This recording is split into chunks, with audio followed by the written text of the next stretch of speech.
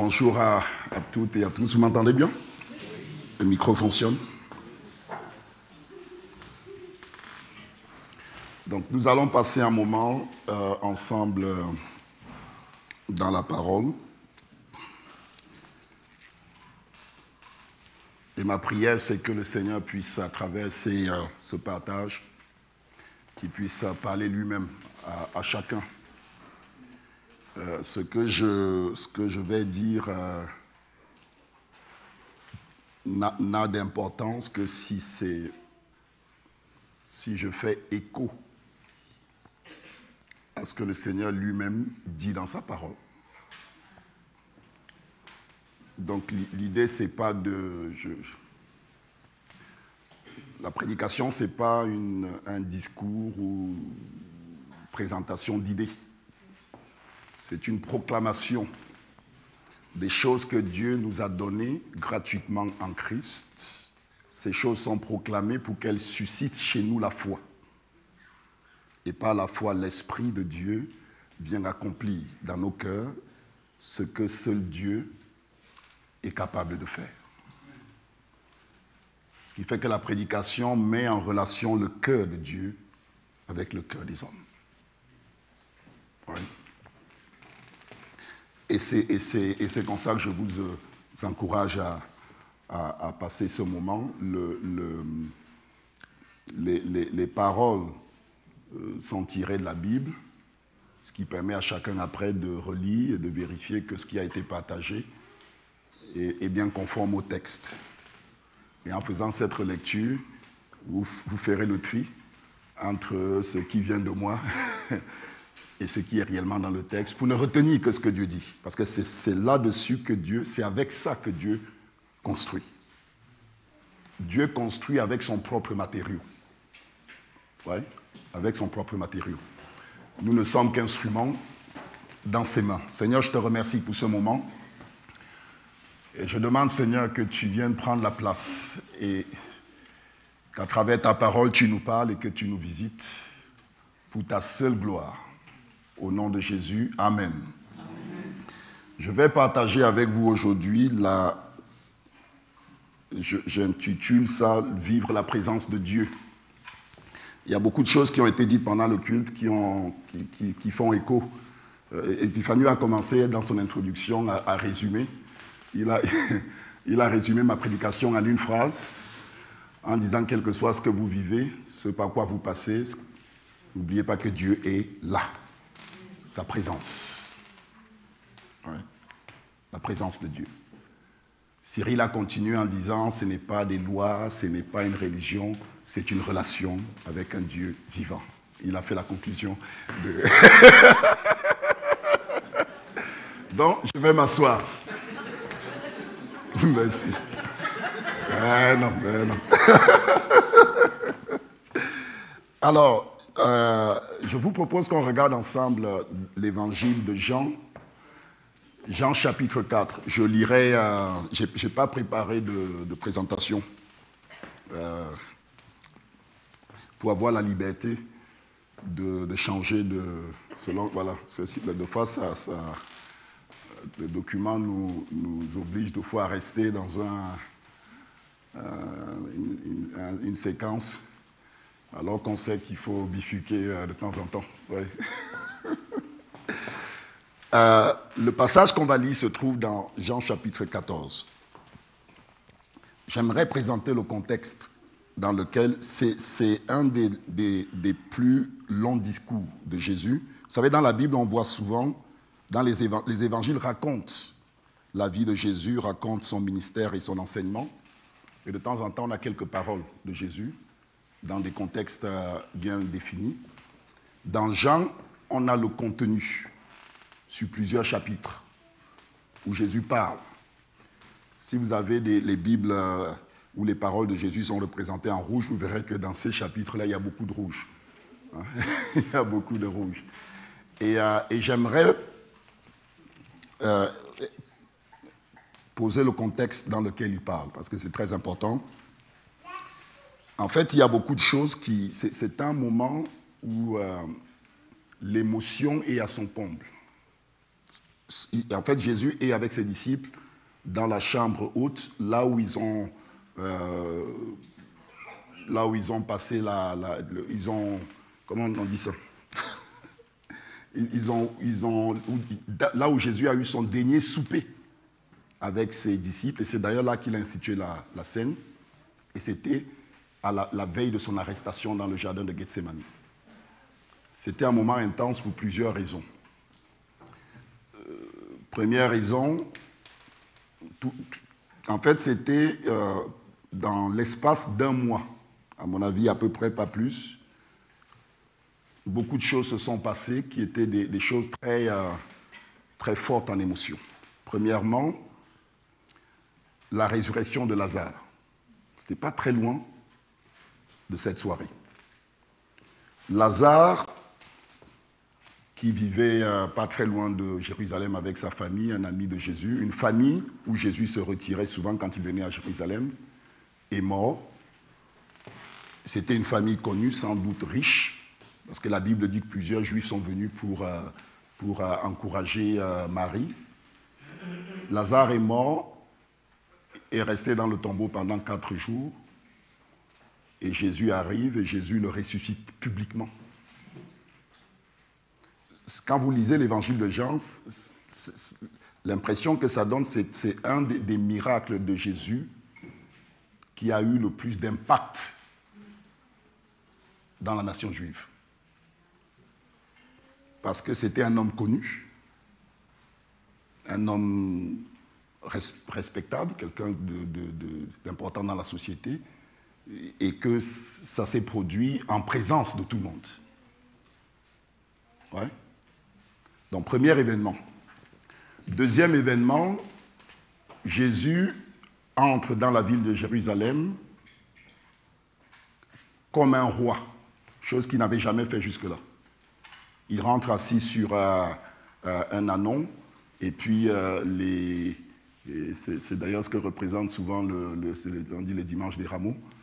Il rentre, il est acclamé comme étant le roi annoncé par les prophètes de l'Ancien Testament. Donc la ville est en ébullition et tout ça crée une crispation au niveau des chefs juifs parce que ça leur pose 2 problèmes. Premier problème, ils sont sous domination romaine. Jésus se présente comme roi, le peuple l'acclame. Ils peuvent avoir des problèmes de la part des Romains. Deuxième problème, Jésus attire le peuple à lui. Ça pose un problème pour les sacrificateurs qui sont normalement dans le système juif. Ils sont au centre de toute chose. Le temple est le centre de la vie en société. Et Jésus détourne le peuple vers lui. Et la Bible dit qu'à ce moment-là, ils ont pris la décision de le tuer. Parce qu'il représentait un problème. Et ils considéraient qu'il était préférable qu'il meure plutôt que de devoir subir les deux choses que je viens d'évoquer. Oui. On est dans ce moment-là. Troisième chose importante qui se passe, c'est que Jésus, lorsqu'ils arrivent à Jérusalem, entre dans le temple, il saccage, chasse les marchands qui étaient installés dans le temple, et il les reprend publiquement.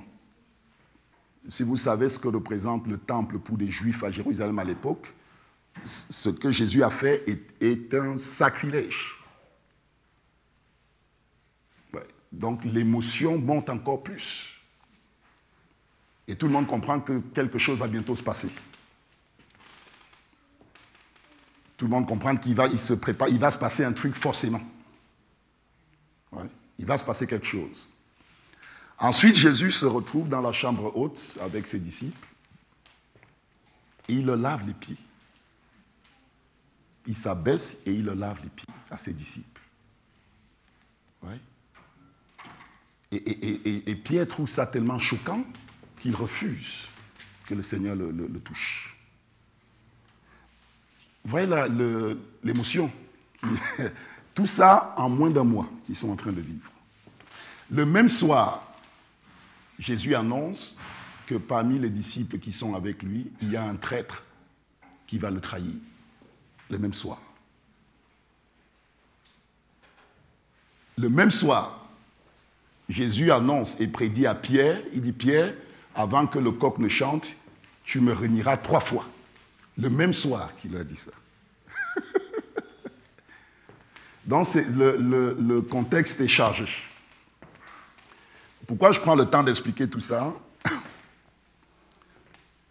Les disciples ils avaient connu la joie, parce qu'il y a quand même eu des choses fortes. Ils étaient dans la peur, parce qu'ils comprenaient, et Jésus commençait à parler ouvertement de sa mort, de façon très claire. Donc ils avaient peur du lendemain. Qu'est-ce qui va se produire? Il y avait quelque chose dans l'atmosphère.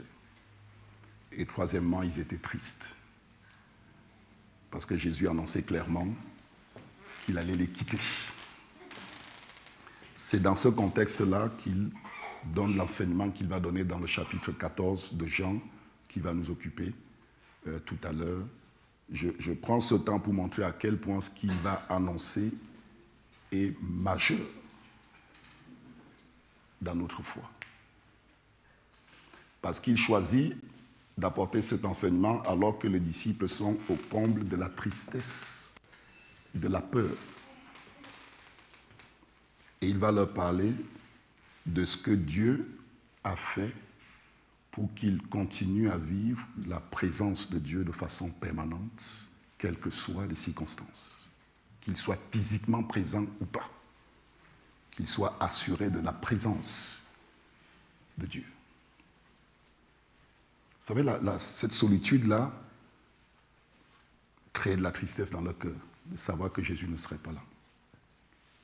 Parce que la solitude crée de la tristesse. Et beaucoup sont tristes aujourd'hui parce qu'ils sont seuls. Il y a des gens seuls parmi nous qui ont cette tristesse. Il y en a qui sont dans un couple et qui se sentent seuls. Il y en a qui sont dans une famille et qui se sentent seuls. Oui. Il y en a qui ont des parents et qui se sentent orphelins.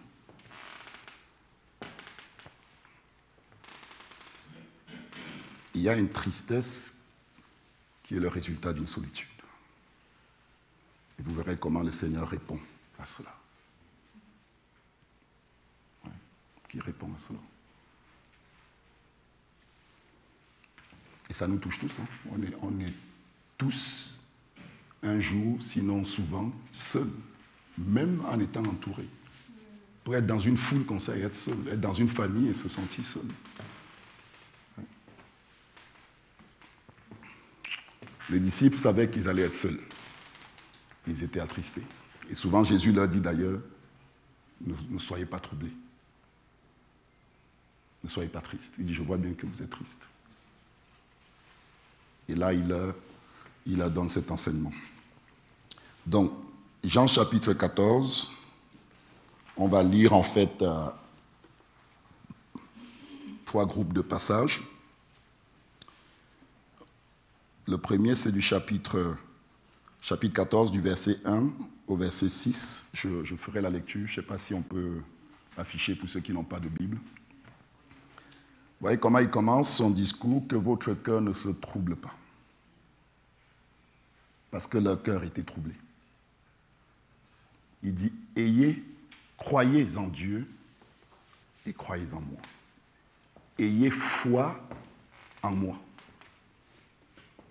Après, il explique dans quel cadre il leur demande. Mais la réponse de Jésus, c'est ne soyez que votre cœur ne se trouble pas. Malgré ce qui se produit et ce qui va se produire. Et je vous demande une seule chose, ayez foi en moi. Croyez en Dieu et croyez en moi. Ensuite, il ajoute, il y a plusieurs demeures dans la maison de mon Père. Soulignez ou retenez demeure. Il y a plusieurs demeures dans la maison de mon Père. Si cela n'était pas, je vous l'aurais dit. Je vais vous préparer une place.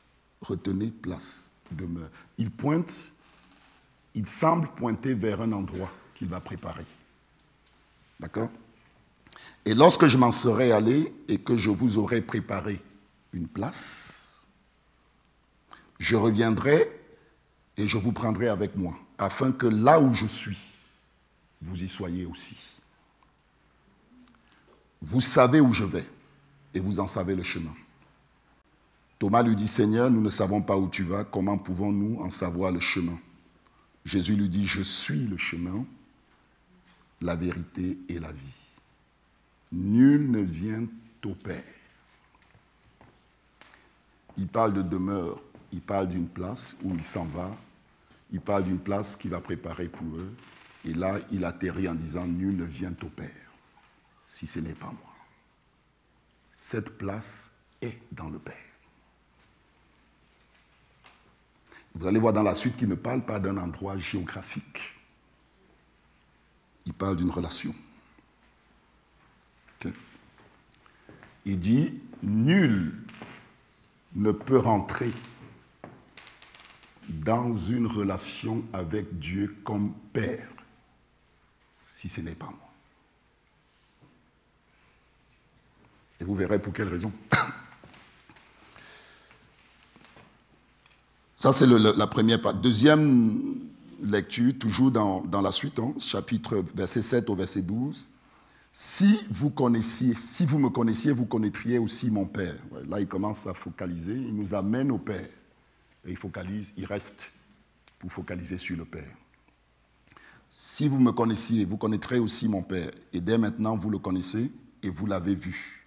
Philippe lui dit, Seigneur, montre-nous le Père et cela nous suffit. Puisque c'est ça dont il existe, puisque c'est ça le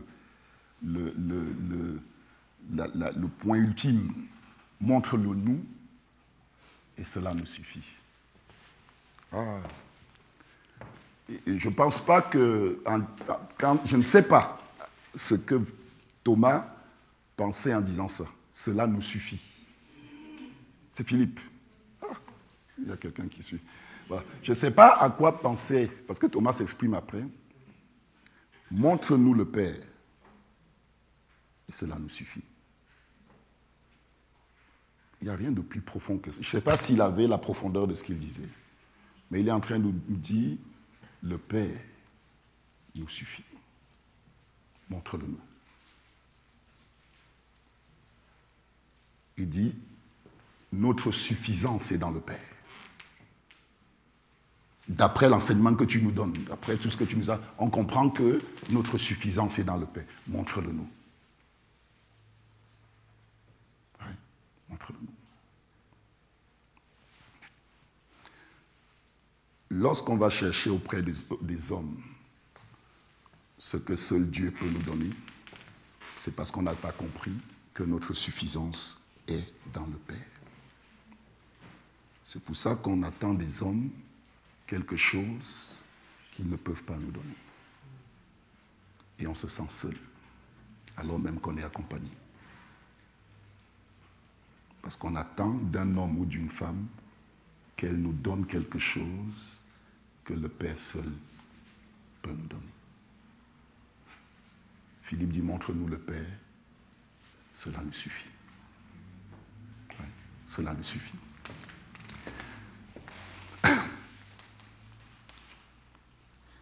Réponse de Jésus, il y a si longtemps que je suis avec vous et tu ne m'as pas connu, Philippe.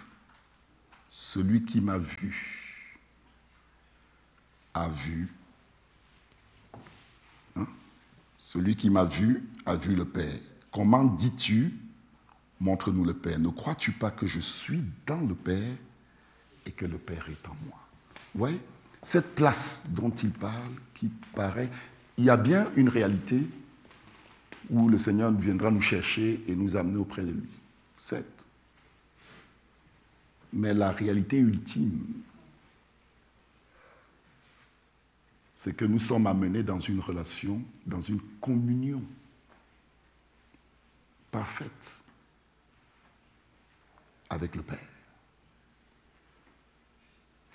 Donc Jésus répond à Philippe, le Père n'est pas Il y a un passage que j'aime bien dans Romains 10 qui dit qui montera dans le ciel. Ne dites pas qui montera dans le ciel, c'est en faire redescendre Jésus. Ne dites pas qui ira dans les abîmes, c'est le faire remonter. Parce qu'en gros, ne cherchez pas ce que Dieu a déjà fait. Donc il dit à Philippe, celui qui m'a vu a vu le Père. Aie foi en moi. Ouais. Il dit, ne crois-tu pas que je suis dans le Père et que le Père est en moi?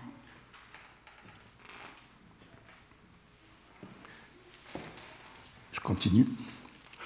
Les paroles que je vous dis, je ne le dis pas de moi-même. Le Père qui demeure en moi, c'est lui qui fait les œuvres. Jésus, dans son ministère, dans la vie qu'il a vécue, Jésus nous montre, il incarne, les disciples l'ont vu vivre, ils l'ont vu vivre, il a montré aux disciples à quoi ressemble un homme qui vit dans cette vie, la même vie que nous, en étant en communion parfaite avec le Père. Il était l'expression de la nature de Dieu. Il leur a montré ce qu'ils étaient appelés à devenir, ce qu'ils étaient appelés à vivre. Il l'a incarné dans son corps et il leur a montré ce que signifie que d'être en communion avec le Père. Il dit, le Père est la source. Je reçois du Père ce qu'il est. Et la vie que je vis exprime ce que j'ai reçu du Père. Ouais.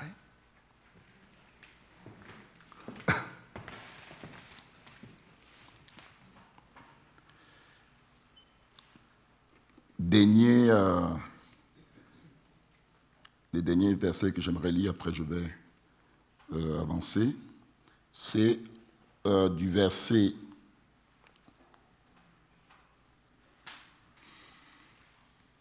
18 au verset 20. Okay. On a vu quoi? Jésus nous a dit, le Père est la destination. Ce qu'il nous a montré.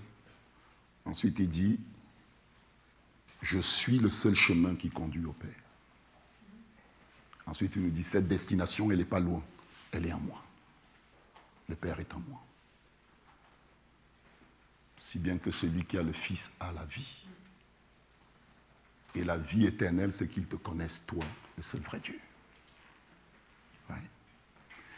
Et regardez la troisième étape de cette démonstration. Il dit, je ne vous laisserai pas orphelins, je viendrai à vous.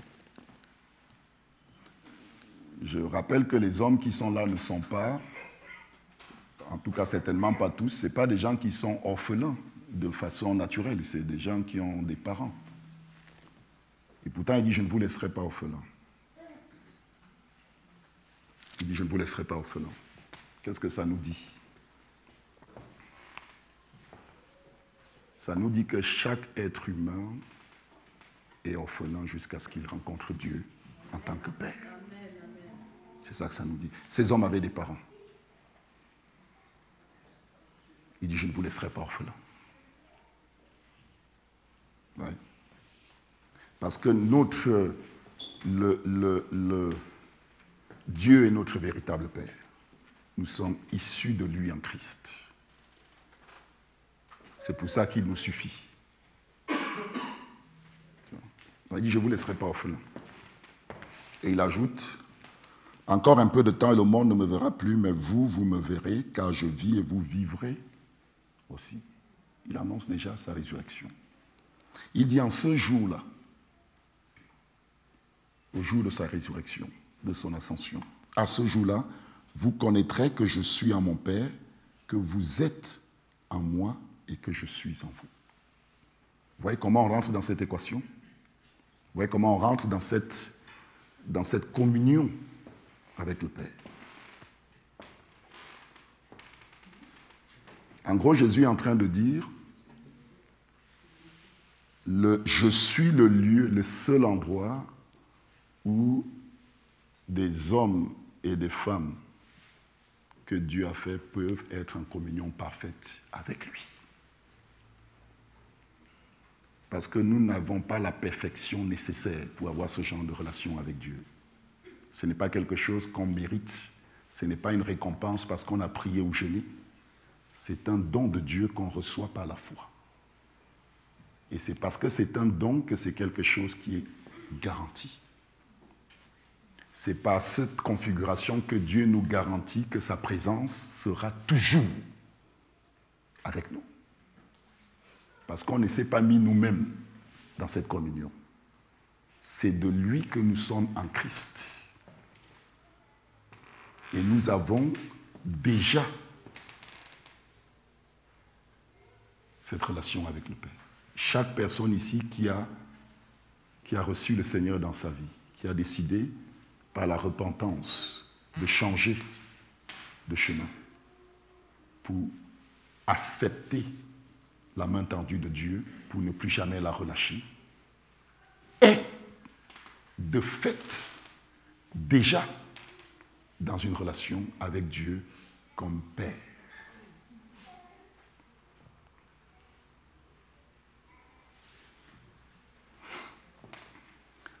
Ça signifie que même si le conjoint que tu attends n'arrive jamais, Dieu peut te suffire. Même si cette relation au travail que tu attends ne change pas, Dieu peut te suffire. Parce qu'il t'a déjà placé dans une relation, une communion vivante, dans laquelle lui, en tant que Père, est capable de répondre aux besoins de ton cœur, si tu as foi en lui. Si ton regard ne se détourne pas de ce que Dieu t'a donné pour attendre d'un homme ou d'une femme quelque chose que Dieu seul est capable de faire.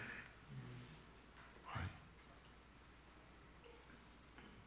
Même si cette situation de couple-là ne s'arrange jamais, Dieu peut te suffire. Tu n'es pas pris en otage par les événements de la vie. Ton bonheur ne dépend pas des choses qui s'arrangent ou pas autour de toi. Peut-être que cette situation de santé ne va pas évoluer. Et pourtant, la relation dans laquelle tu es avec le Père ne dépend pas de ce que tu vas être capable de faire ou pas. C'est un don. C'est pour ça qu'on est dans le repos. Ouais. C'est pour ça qu'on est dans le repos. Mais pour vivre la plénitude, c'est un potentiel immense.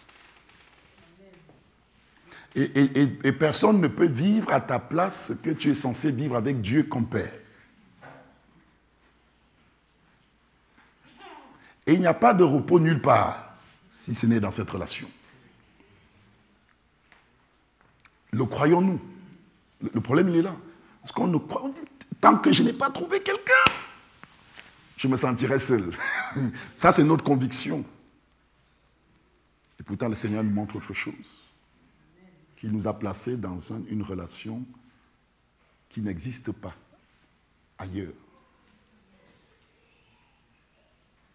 Et il nous garantit, il dit, croyez en moi. Cette relation suffit. Oui. Le croyons-nous? Le vrai sujet, il est là. Est-ce qu'on le croit? C'est ça le vrai sujet. Parce qu'il y a beaucoup de choses qui viennent, et c'est ça la difficulté, c'est ça le combat de la foi. C'est qu'il y a beaucoup de choses qui viennent nous dire le contraire. Oui. J'ai un terrain non bâti, je suis originaire du Nigeria, un terrain qui n'est pas bâti, et donc mon grand frère m'appelle un jour,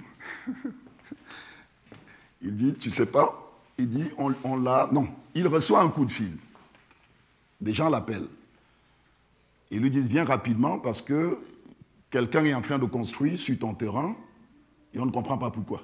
Donc il prend sa voiture rapidement, il arrive et il dit, qu'est-ce qui se passe? L'ouvrier dit, on m'a demandé de faire une clôture. À qui t'a demandé de faire ça? Donc il appelle le monsieur, puis il prend le téléphone. Donc mon grand frère lui dit, mais monsieur, vous êtes en train de construire sur mon terrain. Il dit, ben non, j'ai un document, un titre de, je l'ai acheté, ce terrain. Oui. Et je suis en train, c'est mon terrain, je l'ai acheté, je suis en train de construire. Mon grand frère dit non. Il dit non. Il dit d'ailleurs, vous avez de la chance que si, pour l'instant, ils ont creusé des fondations, ils ont mis quelques trucs. Mon grand frère lui a dit, s'il y avait déjà une construction sur le truc, qu'elle serait descendue, qu'elle serait rasée immédiatement sur le champ. Donc le monsieur dit, ça le choque. Non, même quand il me raconte, ça m'a un peu choqué. Il dit, non, il dit, Franklin, c'est comme ça qu'on ne plaisante pas avec ça. Il dit, mais pourquoi? Il dit, parce que c'est fondé.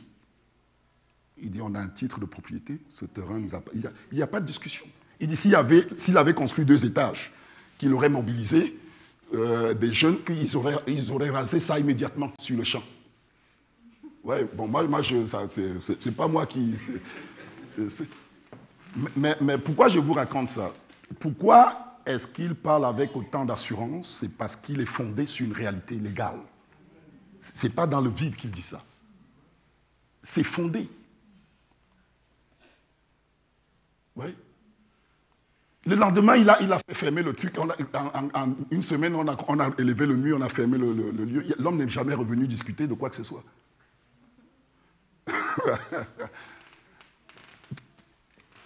On a compris après que ce monsieur n'en était pas son premier. En fait, il sait ce qu'il fait. Oui. Donc, les circonstances de la vie peuvent, avec des preuves, venir vous dire, Dieu ne t'aime pas, tu es seul. Si on n'est pas fondé dans cette réalité, on succombe. Si on n'est pas fondé dans... Si on ne comprend pas ce que le Christ a fait, on cède à la tristesse. Oui, on cède. On dit, mais tu vois bien, regarde, tu vois bien que ça ne va pas. Comment je peux être heureux? Tu vois bien qu'on énumère les faits que l'ennemi a placés autour de nous pour nous faire douter d'une réalité spirituelle plus profonde. On dit, mais tu vois bien ça, je ne peux pas. Ouais. Or, Philippe dit, montre-nous le Père, et cela nous suffit.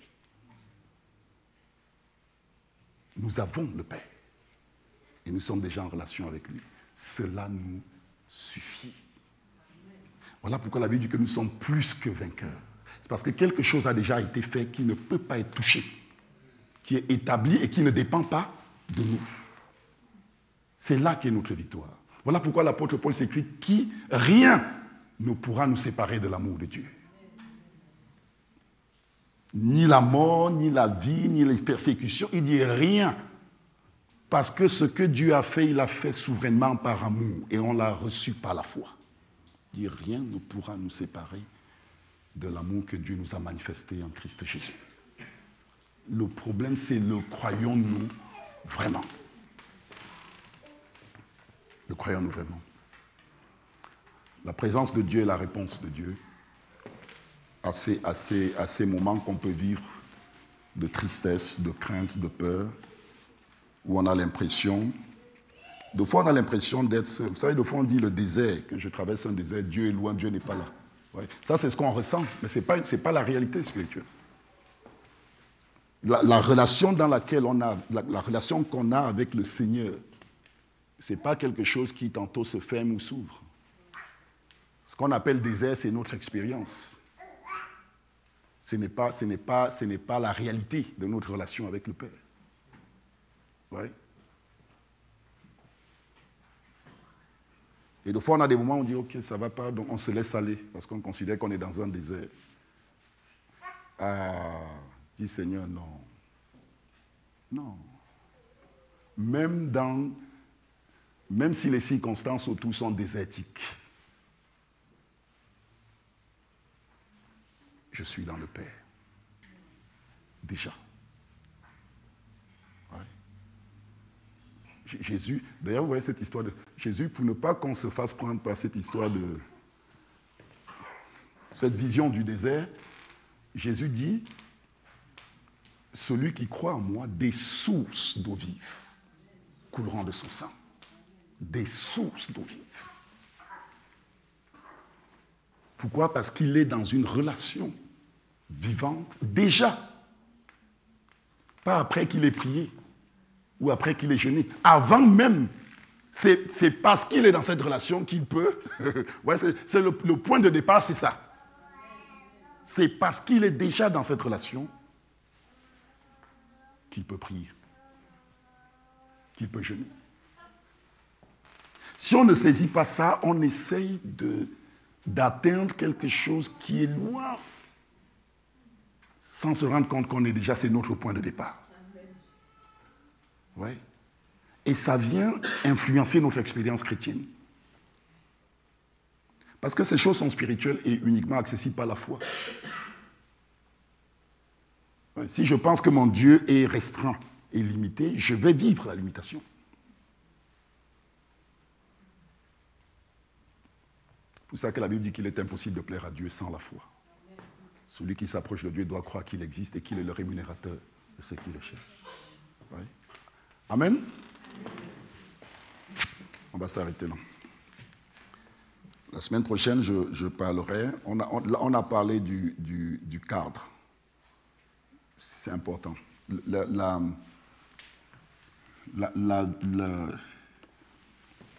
Si, parce que je sais que je suis en relation avec Dieu, et que cette relation est déjà réelle et vivante, si je me tiens là et que je tourne mon cœur vers Dieu, j'ai la certitude de vivre son amour.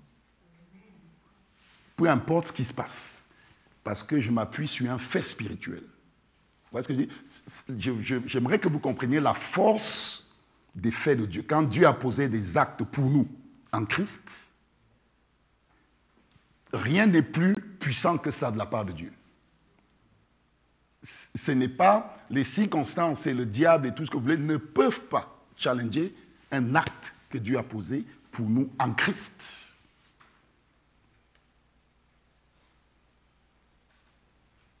Quelle que soit la tristesse et la douleur qu'on éprouve, ayons foi au don de Dieu. Le Père nous suffit. Le Père nous suffit. C'est là qu'est notre force. Oui. Et c'est la foi qui nous permet de le vivre pleinement. Quand on refuse que les circonstances viennent nous dicter notre marche, que le doute vienne nous garder dans une sorte de servitude où on n'avance plus, où on est retenu dans des liens, une forme de tristesse, où la mort vient nous ficeler, alors même que la puissance de sa résurrection a pris résidence dans nos cœurs. Ayons foi en Dieu. Ayons foi dans le Seigneur. Croyons au don du Seigneur en Christ et vivons la plénitude qui en découle. C'est à cela que le Seigneur nous a appelés. Si on ne comprend pas les choses qu'on sent, on ne comprendra pas les chants qu'on chante. On chante la grandeur de Dieu. Et si on ne comprend pas comment ces choses ont été établies, comment on les vit, tout ce qu'on chante ici va nous paraître, on aura l'impression d'être en décalage, en déphasage, avec un Dieu tout-puissant alors que je vais mal, un Dieu bon alors que ça ne va pas. Vous voyez, ça n'aura pas de sens, ce qu'on chante. Si on ne comprend pas que ce qui compte le plus a déjà été fait. Nous avons été libérés de nos péchés. Nos péchés sont pardonnés. Nous sommes réconciliés avec le Père. Et nous sommes en communion avec. Ça, c'est la plus grande des victoires. Et l'expérience que produit cette réalité est illimitée. Ouais. Prenons le temps, et je m'arrête là. Arrêtons-nous et contemplons ce que Dieu a déjà fait dans nos cœurs. Ayons foi et recevons ce qu'il nous a donné en Christ. Ne laissons pas nos regards à gauche et à droite sur les choses que l'ennemi brandit devant nous pour nous montrer que ça ne va pas. Oui. Que ce n'est pas assez. Oui. Je ne sais pas si vous avez... Je finis là-dessus. Je ne sais pas si c'est ceux qui sont... les Africains qui sont ici, qui ont laissé la famille qui ont laissé la famille au pays vont comprendre mon exemple.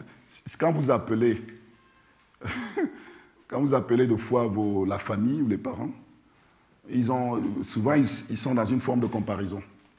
Est-ce que tu sais que le fils du voisin vient de construire tel endroit?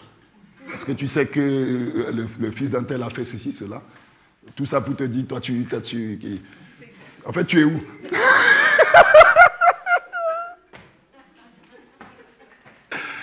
Ah, donc de temps en temps, il y a ça qui vient.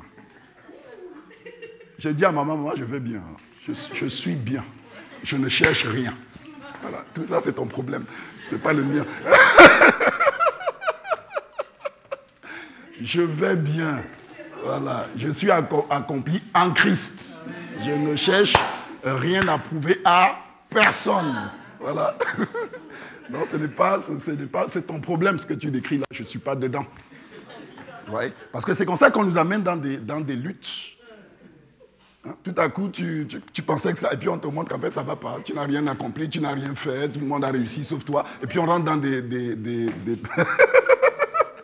on rentre dans un état d'esprit qui nous éloigne de ce qu'on est. Ouais. Qui nous éloigne de ce qu'on est. Je vous invite à vous lever. Est-ce que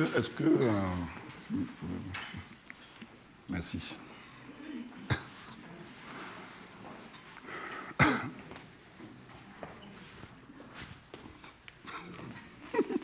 Tout va bien. Je vais prendre un peu d'eau. Le pain me suffit, ne vous inquiétez pas. Je vous invite alors quand les frères jouent, tournez votre regard vers le Seigneur. Contemplez la grandeur de la relation dans laquelle nous sommes avec le Seigneur. Je ne sais pas ce que c'est qui vous met la pression. Ayez foi en Dieu. Ayez foi en Dieu. Ne laissez pas le doute, ne laissez pas les déceptions du passé, ne laissez pas les difficultés du présent minimiser la grandeur de ce que Jésus a accompli dans nos vies. Nous sommes en communion avec le Dieu vivant, cela nous suffit. Que chacun parle au Seigneur pour lui dire merci Seigneur. Merci Seigneur. Merci Seigneur. Ce que je recherche ailleurs, je l'ai déjà pleinement en toi. Ce que j'attendais des hommes, tu me l'as déjà donné. Merci Seigneur. Je crois en ton don. Je crois en ce que tu as fait pour moi. Je le reçois pleinement. Je le reçois pleinement. Oh.